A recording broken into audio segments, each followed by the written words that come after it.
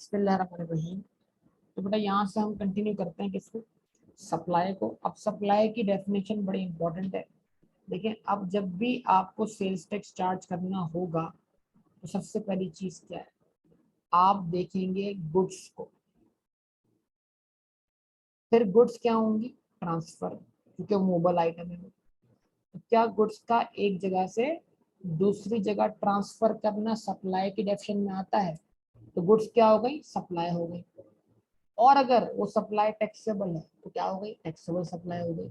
और taxable supply हो गई तो क्या हो गई, चार्जेबल टू सेल्स टैक्स हो गई। तो अगर गुड्स का एक जगह से दूसरी जगह ट्रांसफर होना सप्लाई की डेफिनेशन में फॉल ना करे, तो वो गुड्स तो हो भले, अगर उनका एक जगह से दूसरी जगह मूव होना सप्लाई ही ना हो तो सब्जेक्ट टू सेल्स टैक्स नहीं है। जैसे अभी एक एग्जांपल हमने पढ़ी कि अगर आप डीलर थे लेकिन बतौर आप एजेंट क्या कर रहे हैं, काम कर रहे हैं, तो प्रिंसिपल का एजेंट को गुड ट्रांसफर करना सप्लाई नहीं है।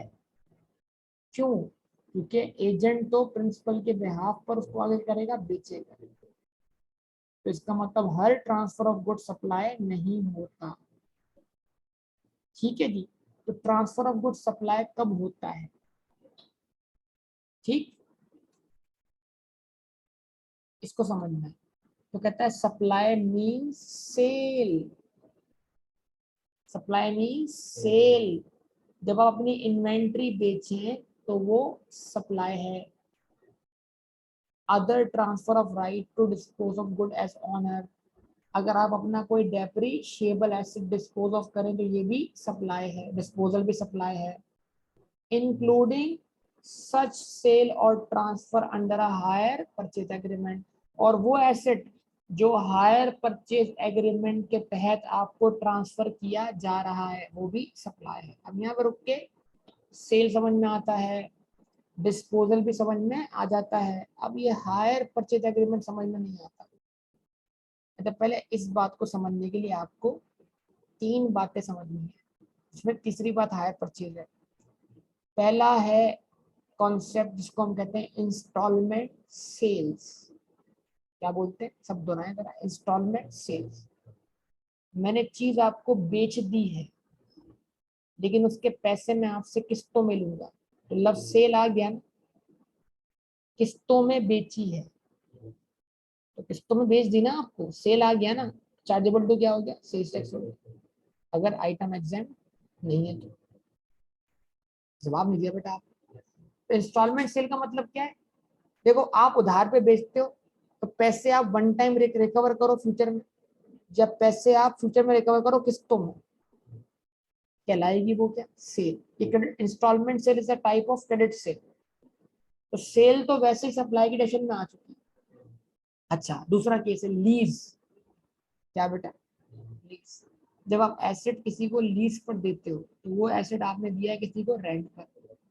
जैसे रेंट अ कार, जब आप रेंट अ कार वाले से कार लोगे तो उसने कार आपको दी है इस्तेमाल करने के लिए, तो उसका ये कार आपको ट्रांसफर करना सप्लाई नहीं है। आप उसका रेंट पे करेंगे, कार वापस कर देंगे। वो जो कार आपको ट्रांसफर हुई है ना वो सेल है ना वो डिस्पोजल है, बल्कि उसने आपको वो चीज रेंट पर दी है। तो अगर कोई मूवेबल आइटम रेंट पे दिया जाए तो उसके रेंट के ऊपर कोई सेल टैक्स चार्ज नहीं होगा क्योंकि वो सब्जेक्ट टू सेल्स टैक्स नहीं है। तो लीज पर मिलने वाला एसेट जो लीज पे देने वाला है उसकी मिल्कियत है, तो वो मिल्कियत जो है वो एक पार्टी से दूसरी पार्टी को मुंतकिल नहीं हुई, और वो बंदा उस एसेट को यूज करने के बाद वापस कर देगा किसको, असल मालिक। लिहाजा लीज पर जाने वाला एसेट सेल नहीं। अब आती है बात किस चीज की, हायर परचेज एग्रीमेंट।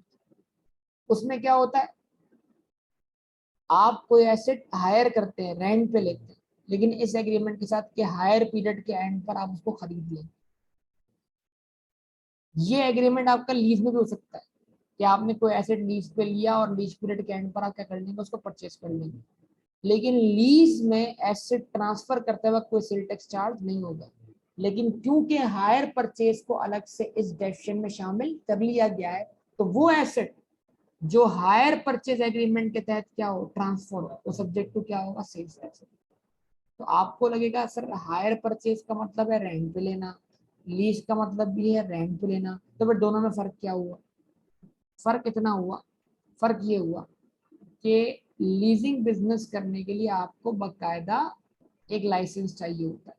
तो अगर आप लाइसेंस लेके वो बिजनेस कर रहे हैं तो लीजिंग बिजनेस है, तो फिर आप गुड्स ट्रांसफर करते हुए कोई सेल टैक्स चार्ज नहीं करेंगे। लेकिन अगर आप वही बिजनेस लाइसेंस दिए बगैर कर रहे हैं तो फिर उसी बिजनेस को हम हायर परचेज बिजनेस कहेंगे।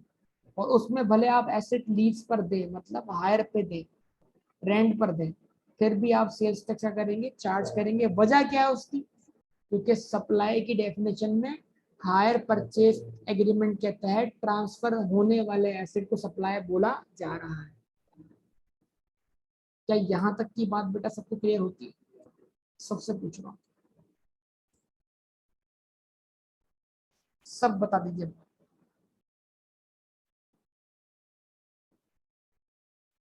एंड ऑल्सो इंक्लूड्स, अब ये बड़ी कीमती बातें हैं जो मैं आपको ऑलरेडी समझा चुका हूँ। पुटिंग टू प्राइवेट, ड्राइंग कर लेना, business or non-business use of goods produced in the course of taxable activity for the purposes other than those of making taxable। बड़ी खतरनाक लाइन है।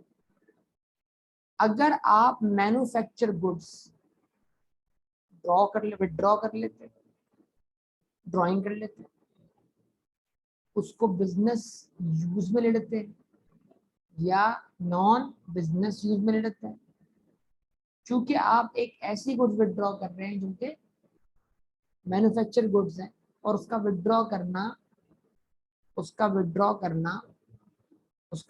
करना वैल्यू एडिशन के बाद है। तो लिहाजा मैन्युफैक्चर गुड जब भी विड्रॉ होगी उस पर सेल टैक्स क्या होगा? चार्ज। हाँ, अगर ये विड्रॉ करना आगे टैक्सेबल सप्लाई जनरेट करने के लिए है, तो फिर ये गुड जो विड्रॉ हुई है किसी गुड की, किसी प्रोडक्ट का क्या बन जाएंगी? पार्ट बन जाएंगी। जब प्रोडक्ट का पार्ट बन जाएंगी तो ये उसमें वैल्यू एडिशन के तौर पर ऐड हो जाएंगी। जब उस फाइनल प्रोडक्ट पे क्या होगा? सेल्स टैक्स चार्ज होगा, तो ऑटोमेटिकली इन पे भी सेल टैक्स चार्ज हो जाएगा। तो अगर आप अपनी बनाई हुई मैन्युफैक्चर गुड्स, अगर आप अपनी ही बनाई हुई मैन्युफैक्चर गुड्स,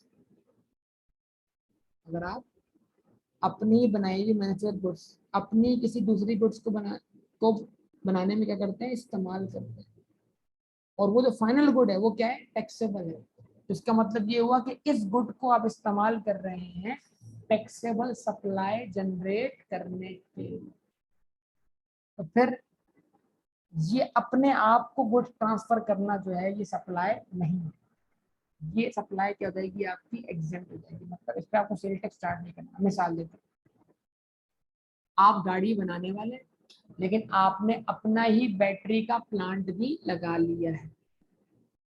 आप कार मैन्युफैक्चरर हैं और आपने साथ साथ अपना बैटरी का प्लांट भी लगा लिया, क्योंकि आजकल गाड़ियां सारी हाइब्रिड आ रही हैं और हाइब्रिड के लिए बैटरी बड़ी इंपॉर्टेंट। तो आपने कहा अपना ही प्लांट लगा लो बैटरी का, अपनी बैटरी बना बना के देंगे।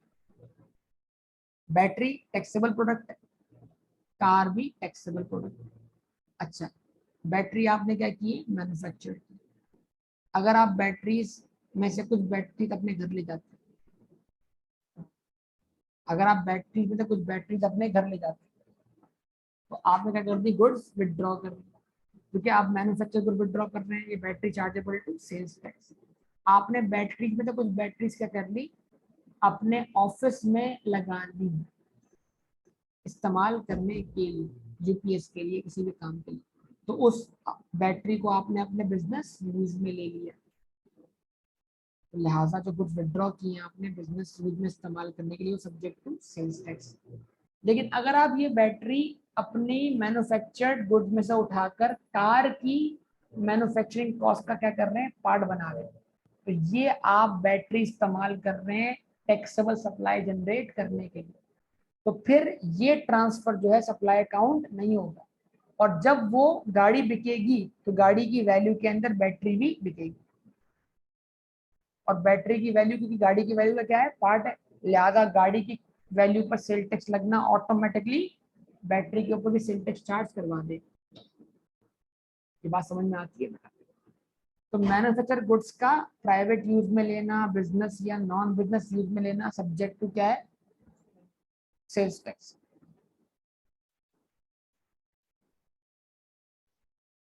ऐसा ही या ऐसा नहीं? अच्छा, उसके बाद देखिए इसकी मुख्तलिफ मिसाल दे। आप हैं मैन्युफैक्चर किसके, चाय के। ये मिसालें आगे लिखी हुई सारी, लेकिन मैं आपको समझा रहा हूँ, फिर आपको पढ़ लें। आप मैन्युफैक्चरिंग किसके, चाय के। तो आपने आपने कुछ चाय की पत्ती उठाई और आप घर ले गए, घर में भी चाय पीनी है, ये क्या हो गया, प्राइवेट यूज हो गया।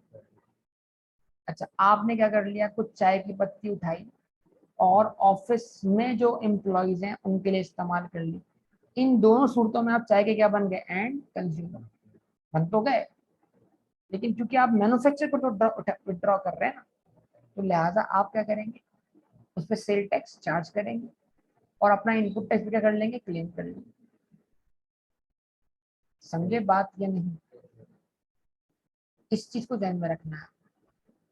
तो अगर आप किसी चीज के मैन्युफैक्चरर हैं और उस चीज का आप अपने प्राइवेट यूज में, बिजनेस या नॉन बिजनेस यूज में ले रहे हैं, हाँ, अगर आप उस चीज को बतौर रॉ मटेरियल इस्तेमाल कर रहे हैं किसी और टैक्सेबल सप्लाई को जनरेट करने के लिए, तो फिर ये ट्रांसफर होगा, ये सब्जेक्ट टू सेल टैक्स नहीं होगा, और फिर वो फाइनली उस गुड का पार्ट बन के क्या होगा, टैक्सेबल होगा। इस पर मैं मजीद डिस्टिंग करता हूँ आपको जब मैं पढ़ाऊंगा एग्जिम सप्लाईज का आखिरी पोर्शन तक। यहाँ तक बात क्लियर है? अच्छा, लेकिन फर्ज करें आप एक चाय के डीलर हैं, तो आपने चाय परचेज की है, परचेज करते वक्त सेल टैक्स पे किए, तो आपने चाय की पत्ती खरीदी 1000 रुपए, उस पर सेल टैक्स पे कर दिया। आपने कुछ विड्रॉ की, अपने घर ले गए, बताओ डिस्ट्रीब्यूटर, कोई वैल्यू एडिशन की, 1000 रुपए की खरीदी, 1000 रुपए घर पे ले गए, तो वैल्यू एडिशन किए बगैर क्या कर लिया आपने, गुड विड्रॉ कर लिया। तो अब ये परचेज गुड्स हैं, मैन्युफैक्चर गुड्स नहीं है। तो बतौर डिस्ट्रीब्यूटर अगर आप अपनी इन्वेंट्री में से गुड विड्रॉ करेंगे या अपने बिजनेस या नॉन बिजनेस यूज में लेंगे, तो आप कोई आउटपुट टैक्स चार्ज नहीं करेंगे और आपका इनपुट टैक्स डेड हो जाएगा, क्योंकि आप एंड कंज्यूमर बन जाएंगे। लेकिन अगर यही काम कौन करेगा, मैन्युफैक्चरर, तो फिर वो गुड्स उठा रहा है तो परचेज नहीं, बल्कि वैल्यू एडिशन करने के बाद है। मैन्युफैक्चरर जो गुड्स उठा रहा होगा वो रॉ मटेरियल थोड़ी होगा, वो तो रॉ मटेरियल को प्रोसेस करने के बाद उठा रहा होगा, वो तो कपड़े का गारमेंट बनने के बाद उठा रहा होगा। जवाब दो ना यार इस बात का। बेटा बात समझ में आ रही है कि नहीं आ रही? अच्छा,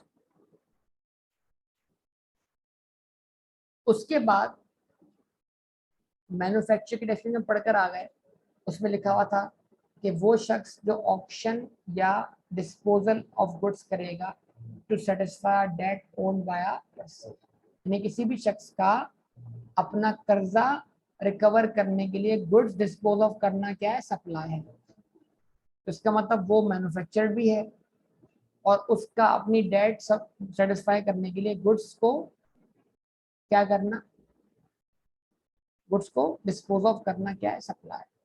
तो इट मीन जब वो क्या करेगा, उन गुड्स को डिस्पोज ऑफ करेगा तो सेल्स टैक्स चार्ज करेगा।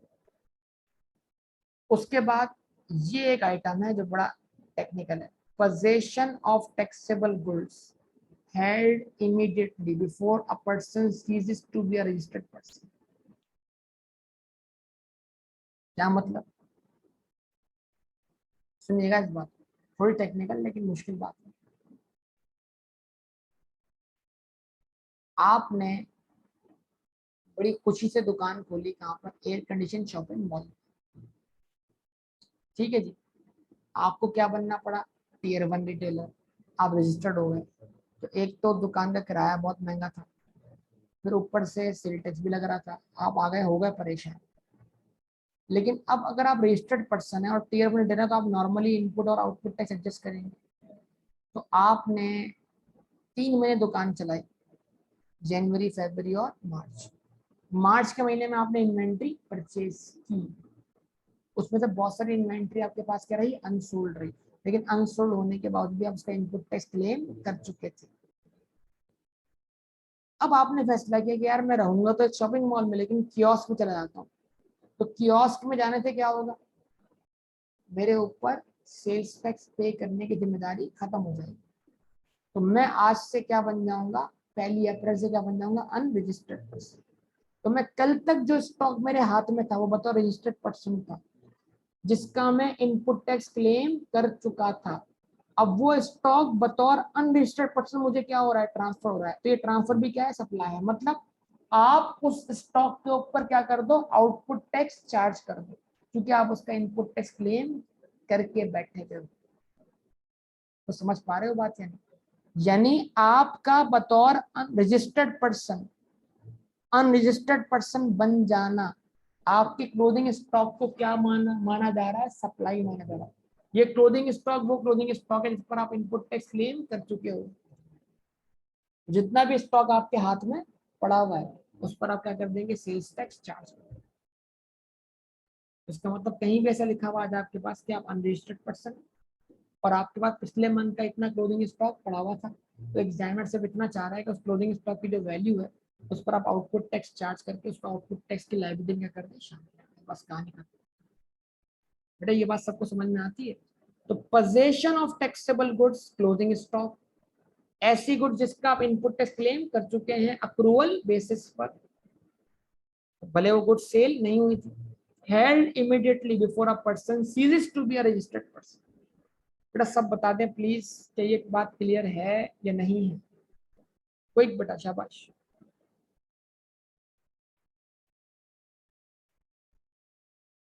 ओके, उसके बाद डी पॉइंट है टोल मैन्युफैक्चर के लिए। तो कहता है manufacture of goods belonging to another person, the transfer और delivery of such good to the owner और to the person nominated by him. यानी जो गुड्स आपको रिसीव हुई है बतौर टोल मैन्युफैक्चर, या तो आप क्या करोगे, वो मैन्युफैक्चर करके मैन्युफैक्चर को ही वापस करोगे या उसके नॉमिनेटेड पर्सन। तो आपका वो गुड्स ट्रांसफर करना क्या है, सप्लाई है और चार्जेबल टू सेल्स टैक्स। इसका मतलब टोल मैन्युफैक्चर के पास जो गुड्स आ रही है वो गुड्स या तो वो वापस कर रहा है किसको, जिसने भेजी थी उसको, या उसके नॉमिनेटेड पर्सन को। तो वो ट्रांसफर करते वक्त क्या करेगा, सेल्स टैक्स चार्ज करेगा अपने बिल्स के ऊपर, ताकि वो अपनी मशीनरी, अपना रॉ मटेरियल, केमिकल्स, अपनी इलेक्ट्रिसिटी, इन तमाम चीजों को वो इनपुट टैक्स क्लेम कर सके। इससे बेनिफिट किसको मिला, टोल मैन्युफैक्चर।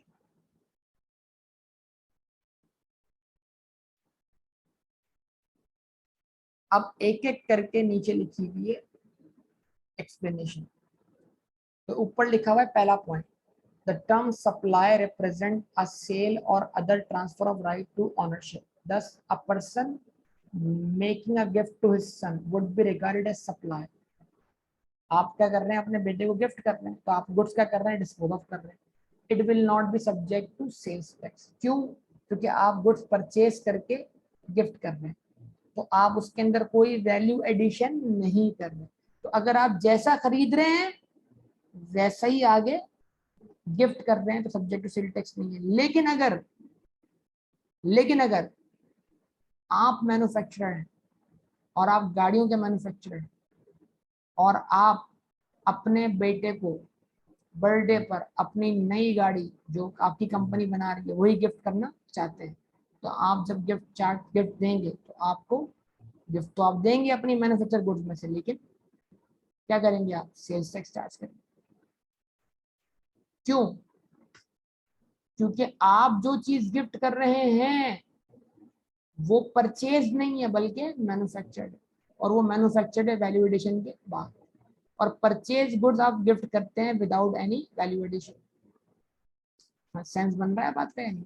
अच्छा, लेकिन अगर आप कार के डीलर हैं और आप अपनी इन्वेंट्री में से एक कार अपने बेटे को गिफ्ट कर रहे हैं, तो वो कार परचेज है या मैन्युफैक्चर्ड है बतौर डीलर? बताओ डीलर वो कार परचेज है या मैन्युफैक्चर्ड? डीलर ने थोड़ी बनाई है यार, कंपनी ने बनाई है। तो बताओ डीलर वो कार कार क्या किया आपने? परचेज की। डिस्ट्रीब्यूटर बताओ वो कार क्या किया आपने? परचेज की। तो आपके लिए वो परचेज है, और परचेज तक सारा इनपुट टैक्स आपने क्या किया? पे किया। जब आपको गिफ्ट करेंगे तो आप कोई आउटपुट टैक्स चार्ज नहीं करेंगे। इस तरह आपकी इस गिफ्ट का जो इनपुट टैक्स है वो क्या हो गया? डेड हो गया। बेटा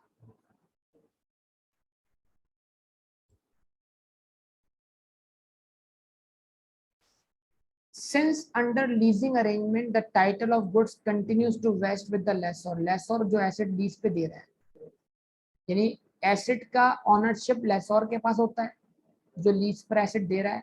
there is no supply unless the asset is transferred to the lessee on termination of lease. मतलब जब तक ऐसी एसेट की मिल्कियत उस शख्स को ट्रांसफर नहीं होगी जो एसेट लीज पे ले रहा है, तब तक उसको सप्लाई माना नहीं जाएगा। ये लीज एग्रीमेंट। लेकिन हायर परचेज एग्रीमेंट को स्पेशली सप्लाई माना जा रहा है। Putting to personal use of goods manufactured constitute a supply. मजा मैंने बता दिया। मैन्युफैक्चर गुड्स जब विड्रॉ करते हैं तो वो सप्लाई क्यों है? आवाज नहीं आ रही। वो सप्लाई क्यों है? बोलो यार, वो सप्लाई क्यों है? वो सप्लाई क्यों है? क्योंकि वो वैल्यू एडिशन होने के बाद विड्रॉ। अब यहाँ पे बड़ा इन एग्जांपल्स को तवज्जो से पढ़ने की जरूरत है। The employees of the manufacturer of fridge are entitled to take fridge for their home consumption। एक मैन्युफैक्चर के एम्प्लॉयज हैं, उनको इस बात की इजाजत है कि वो अपने मैन्युफैक्चर से, जहाँ वो जॉब करते हैं वहां से आप फ्रिज खरीद कर घर ले जा सकते हैं डायरेक्टली। मैन्युफैक्चर क्या कर रहा है? अपने एम्प्लॉयज को फ्रिज बेच रहा है। ठीक है जी। तो ये बेचना क्या है? सप्लाई है। अच्छा, अगर किसी एम्प्लॉय को फ्री ऑफ कॉस्ट फ्रिज दे दें तब भी क्या है? सप्लाई है। अच्छा, आपने अपनी प्रोडक्ट के ऊपर इनाम रख दिया और किसी कस्टमर ने आपसे वो प्रोडक्ट खरीदी, उसके कुरानदादी में इनाम निकला है, आपने अपनी ही मैन्युफैक्चर क्या कर दी? उसको गिफ्ट कर दी। ये भी सप्लाई है, chargeable to sales tax. This is putting to personal use of goods manufactured and therefore it is a supply and subject to sales tax। यानी अगर मैन्युफैक्चरर खुद अपने घर पे ले जाए या एम्प्लॉयज अपने घर पे ले जाए किसी भी मैन्युफैक्चर गुड्स को, पैसे देकर या पैसे दिए बगैर, वो सब्जेक्ट टू सेल्स टैक्स है, क्योंकि वो मैन्युफैक्चर गुड्स है, उसको विड्रॉ किया जा रहा है। ठीक है। On the other hand if a distributor of fridge provide fridge to his employees, अगर आप फ्रिज के मैन्युफैक्चर नहीं है, आप यहाँ आप डॉलेंस कंपनी है, मैन्युफैक्चरर है, डॉलेंस का एम्प्लॉय डॉलेंस को, डॉलेंस का फ्रिज फैक्ट्री से घर ले जाता है फ्री ऑफ कॉस्ट या पैसे देकर, दोनों सूरतों में chargeable to sales tax. Clear? Number 2, आप डॉलेंस के एम्प्लॉय नहीं है लेकिन आप डॉलेंस के डिस्ट्रीब्यूटर के एम्प्लॉय, और आप अपने डिस्ट्रीब्यूटर से फ्रिज ले जाते हैं, या डिस्ट्रीब्यूटर अपने एम्प्लॉयज के दरमियान कुरानदाजी करके किसी एक को फ्रिज गिफ्ट में दे देता है। ठीक है जी। तो क्या वो गिफ्ट देते वक्त कोई सेल टैक्स चार्ज करेगा? नो। इसलिए कि डिस्ट्रीब्यूटर ने वो फ्रिज क्या किया है? परचेज किया है, और परचेज कॉस्ट वैल्यू एडिशन तक है, जाहिर सी बात है। उसने वो गुड्स परचेज की होंगी मैन्युफैक्चर से, जिसमें मैन्युफैक्चर की सारी वैल्यू एडिशन क्या होगी? शामिल होगी। और जब ये शख्स फ्रिज गिफ्ट कर रहा है किसको? अपने एम्प्लॉय को, कोई वैल्यू एडिशन नहीं कर रहा, क्योंकि वो ऑलरेडी मैन्युफैक्चर्ड चीज थी, जैसी खरीदी वैसी ही दे रहा है, तो सेल टैक्स चार्ज नहीं करेगा। On the other hand, if a distributor of fridge provides a fridge to his employees under employment package, it will not constitute supply as the fridge is not being manufactured but procured। Procured मतलब हासिल किया है, यानी produce नहीं हुआ, procure हुआ है। Procure का मतलब होता है कहीं से हासिल किया है, बना बनाया रेडी। अच्छा, उसके बाद a restaurant operating on commercial basis has practice of supplying food to the needy individuals free of charge, this constitutes a supply। क्यों? आप जो रेस्टोरेंट हो, आप चीज बना रहे हो, अगर आप नेस्ले कंपनी और जूस बना रहे हो समझ, तो जूस आप किस लिए बना रहे हो, समझ, बेचने के लिए, समझे बात को? तो अगर आप उसमें तो कुछ जूसेस डोनेट कर देते हैं फ्री ऑफ कॉस्ट, तो आप मैन्युफैक्चर चीज डोनेट कर रहे हैं वैल्यू एडिशन के बाद, तो वो चार्जेबल टू सेल्स टैक्स। और फिर अगर डोनेशन के नाम पर, तो फिर आप क्या कर सकते हो, कोई भी गेम खेल सकते हो। मिसाल के तौर पर आप एक बिजनेस खोल लो, क्या कर लो, और बिजनेस खोल कर आप क्या करो, भाई मैं तो लोगों को फ्री में खाना खिला रहा हूँ, कैसे, लोगों से पैसे लेकर। लोग आते हैं, मुझे पैसे देते हैं, खाना, मैं खाना खिलाया। इसका मतलब ये है कि जो पैसे लोग मुझे दे रहे हैं उसमें मेरा प्रॉफिट है ना, वैल्यू एडिशन है ना, तो ये तो मेरी कमर्शियल एक्टिविटी हो गई। नेकी तो वो कर रहा है, मैं तो खाना बेच रहा हूँ। किसको? उसको जिसने पैसे दिए, और उसके कहने पर मैं दे रहा हूँ उस शख्स को जो नीडी है।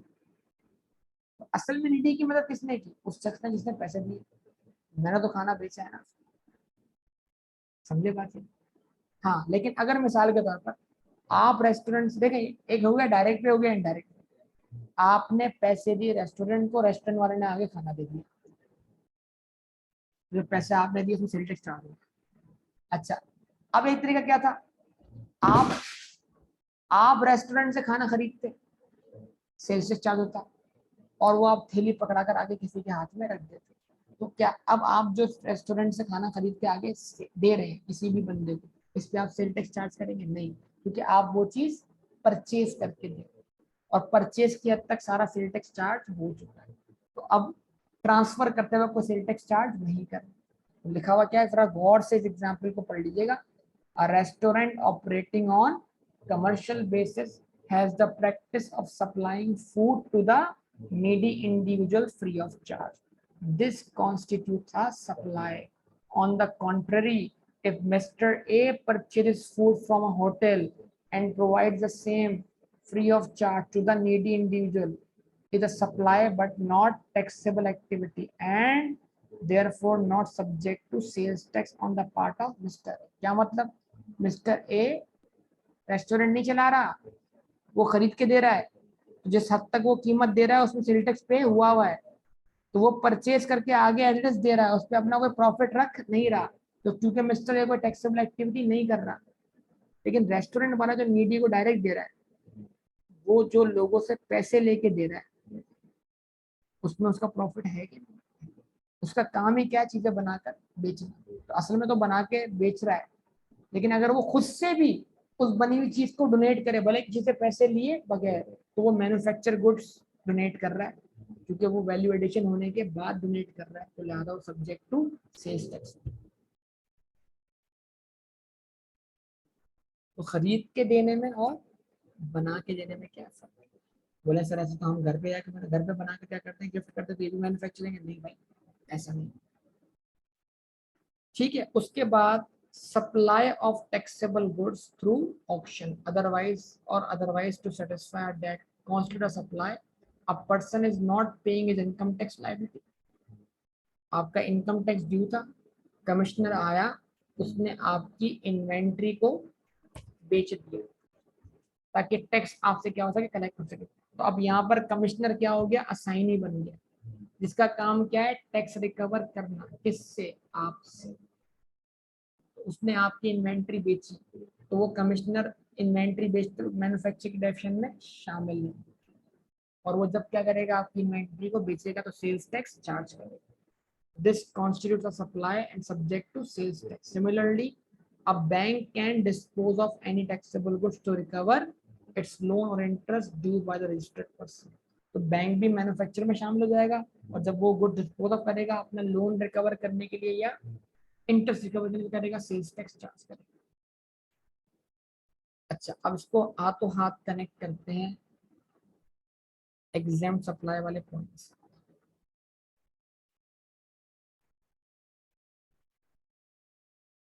सप्लाई की जो डेफिनेशन का पार्ट ए है वो दोबारा पढ़ लें, ए पार्ट जल्दी से चलो, जो अभी मैंने पढ़ाया है पार्ट ए सप्लाई की डेफिनेशन का, वो दोबारा से पढ़ लें।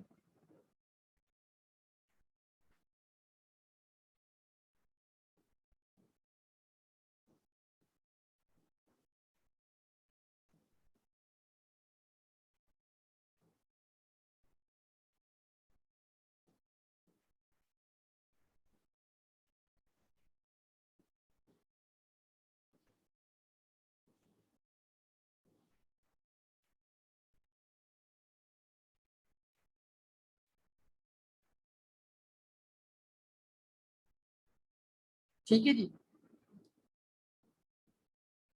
अगर आप, मैं रिपीट, अगर आप मैन्युफैक्चर गुड्स सप्लाई करते हैं अपने आप को आगे फर्दर टैक्सेबल सप्लाई जनरेट करने के लिए, तो ये जो ट्रांसफर है ये सप्लाई काउंट नहीं होगा और इसमें सेल टैक्स चार्ज नहीं होगा।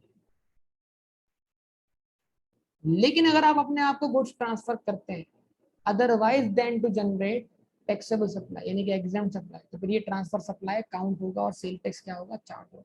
बड़ी इंपॉर्टेंट बात कर रहा हूँ, सुनिएगा जरा बात। रॉ मटेरियल्स और इंटरमीडिएट गुड्स यानी work in progress, produced or services provided by a registered person used by himself in the manufacture of taxable goods. Such in-house consumption is a supply as per the definition and shall itself be a taxable supply. Goods बनाकर अपने आप को transfer करना क्या है, supply है, क्योंकि आप मैन्युफैक्चर गुड्स ट्रांसफर कर रहे हैं और ये सप्लाई टैक्सेबल होगी अगर इस्तेमाल होगी किस काम के लिए, otherwise than to generate taxable supply. यानी अगर आप टैक्सेबल गुड्स मैन्युफैक्चर करके उनको इस्तेमाल करते हैं एग्जाम सप्लाईज के लिए, तो फिर ये जो आपका अपने आप को गुड्स ट्रांसफर करना है ये टैक्सेबल सप्लाई बन जाएगा। लेकिन अगर आप टैक्सेबल मैन्युफैक्चर गुड्स अपने आप को सप्लाई करते हैं आगे आगे आगे आगे टैक्सेबल सप्लाई जनरेट करने के लिए, तो फिर ये क्या बन जाएगा, ये सप्लाई टैक्स, ये जो सप्लाई है ये टैक्स, ये सब इन हाउस कंजम्पशन क्या जाएगी, एग्जेम्प्ट जाएगी, इसके ऊपर सेल टैक्स चार्ज नहीं होगा। अच्छा, अब एक इसमें एग्जामिनर आपको डिसीव कर सकता है। ऐसा होता है बाज दफा कि अगर आप कार बनाने वाली कंपनी है तो आप बैटरी बनाने के लिए एक नई कंपनी बनाते हैं, तो ये दो अलग अलग पर्सन है। तो अब यहाँ पर बैटरी बनाने वाली कंपनी जब अपने ही एसोसिएट को गुड्स क्या करेगी, ट्रांसफर करेगी, सेल्स टैक्स चार्ज करेगी, भले अब बैटरी कार का क्या बने, पार्ट बने तब भी, क्योंकि ये दो पर्सन है, ये सेम पर्सन नहीं है कानून की नजरों में। तो एग्जामिनर के इस धोखे में मत आइए। हाँ, अगर आप वन पर्सन है, एक ही बिजनेस है और आपने दो प्लांट लगाए हुए, एक कार का और एक बैटरी का, अब जो बैटरी कार की कॉस्ट का क्या बनेगी, पार्ट बनेगी। तो बैटरी आपने मैन्युफैक्चर की है, मैन्युफैक्चर गुड्स आपने सप्लाई की है, लेकिन क्योंकि ये टैक्सेबल सप्लाई जनरेट करने के लिए, तो ये ट्रांसफर क्या हो गया, एग्जाम्प्ट हो गया। ध्यान में रहेगा। और अब यही अगर मैन्युफैक्चर बैटरी आप अपने घर ले जाएं, ऑफिस में इस्तेमाल कर लें, किसी एग्जाम सप्लाई को प्रोड्यूस करने के लिए इस्तेमाल कर लें, तो इन तमाम सूरतों में इन बैटरीज के ऊपर क्या होगा, सेल्स टैक्स चार्ज होगा।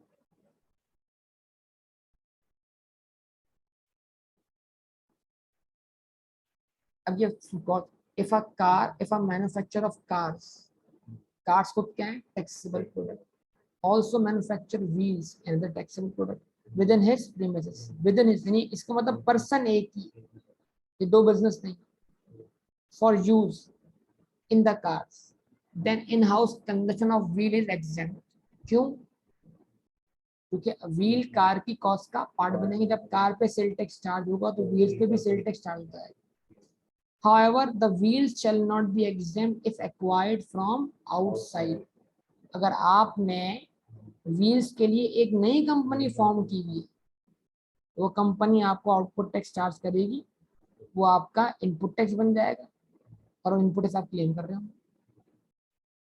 ठीक है जी। दूसरी बात, अगर आप व्हील्स बनाकर गाड़ी में इस्तेमाल नहीं करते बल्कि व्हील्स डायरेक्ट मार्केट में सप्लाई कर देते, तब भी सेल टैक्स क्या होगा, चार्ज होगा। उसके बाद क्या है, बुक्स आर एग्जेम्प्ट एंड, अब मसला सारा ये था कि भाई आप एक न्यूज़पेपर बनाने वाले हैं, आपने कहा जब भी पेपर खरीदता हूँ सेल टैक्स देना पड़ता है, लेकिन जब न्यूज़पेपर बना के बेचता हूँ तो कोई आउटपुट टैक्स चार्ज नहीं होता, इनपुट टैक्स ऐड हो जाता है। आपने बोला एक काम करते हैं, जान छुड़ाते हैं इस चीज से। किस चीज से, अपना ही पेपर मैन्युफैक्चरिंग प्लांट लगा लेते हैं, खुद पेपर बनाएंगे, अपने आप को सप्लाई करेंगे, बाहर छापेंगे, सेल टैक्स जान छूट जाएगी। तो लॉ ने कहा भाई जान छूटने वाली नहीं। अब क्योंकि पेपर मैन्युफैक्चर्ड गुड है, टैक्सेबल प्रोडक्ट है, और आप अपने आप को पेपर सप्लाई कर रहे हैं otherwise than to generate taxable supply यानी एग्जाम सप्लाई, तो अब आप अपने आप को पेपर ट्रांसफर करते हुए क्या करेंगे, सेल्स टैक्स चार्ज करेंगे। यानी आप खुद पेपर का प्लांट लगाने से, पेपर के ऊपर सेल टैक्स लगाने से बच नहीं सकते, क्योंकि आप किसी भी टैक्सेबल प्रोडक्ट को इस्तेमाल कर रहे हैं otherwise than to generate taxable supply.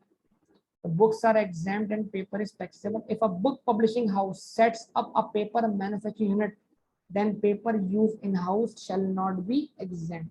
Shall not be exempt. And it shall be taxable and thus chargeable to sales. If a manufacturer of tea, चाय का बनाने वाला, uses the tea manufactured to serve the employees in the canteen, this is a supply, क्योंकि वो manufacture goods इस्तेमाल करते हैं। On the other hand, if a distributor of stationery use, अच्छा इसको आप देखो ये दो एग्जांपल है, इसको आप एक बना के पढ़ो। On the other hand, if a distributor of T uses tea for his office purpose does not constitute a supply because tea is being purchased not manufactured, क्योंकि परचेज हद तक सारा सेल टैक्स पेड है और आप उसको बगैर किसी वैल्यू एडिशन के कंज्यूम कर रहे हो और आप क्या बन गए उसके एंड कंज्यूमर, तो आपका इनपुट टैक्स वहीं क्या हो गया, डेड हो गया। अभी तमाम बातें हैं बेटा आपके सामने, इंशाल्लाह इसको आप एक से दो दफा दोबारा पढ़ेंगे तो आपको बात है, ये लीगल पॉइंट ऑफ व्यू है, बाकी तो क्वेश्चन सॉल्व करते वक्त इतना बड़ा मसला नहीं। ठीक है बेटा, इसको क्लोज करते हैं यहाँ पे।